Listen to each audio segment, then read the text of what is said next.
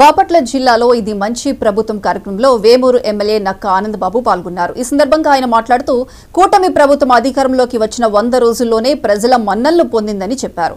ఇది మంచి ప్రభుత్వం కార్యక్రమంలో భాగంగా వేమూరు నియోజకవర్గంలో ఇంటింటికి తిరుగుతూ కూటమి ప్రభుత్వం చేసిన అభివృద్ధి సంక్షేమ కార్యక్రమాలను ప్రజలకు వివరించారు.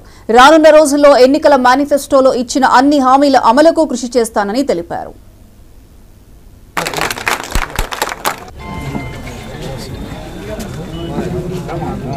అధికారం యావ చంద్రబాబు నాయుడు గారికి లేదు, పవన్ కళ్యాణ్ గారికి లేదు. అధికారం యావ ఉన్నటువంటి వ్యక్తి జగన్మోహన్ రెడ్డి. కాబట్టి ఎటు పనికి రాకుండా ఆ విధంగా వెళ్ళిపోయాడు. మళ్ళీ కాచుకొని కూర్చున్నాడు.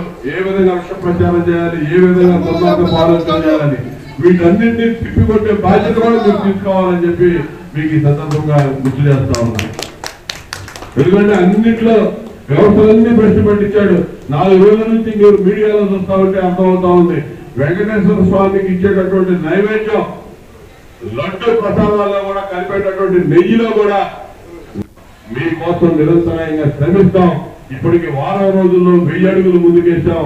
100 పైన అభివృద్ధి సంక్షేమ కార్యక్రమాల్ని ప్రారంభించి ముందుకు తీసుకెళ్తా ఉన్నాం. దృష్టిలో పెట్టుకొని ప్రభుత్వం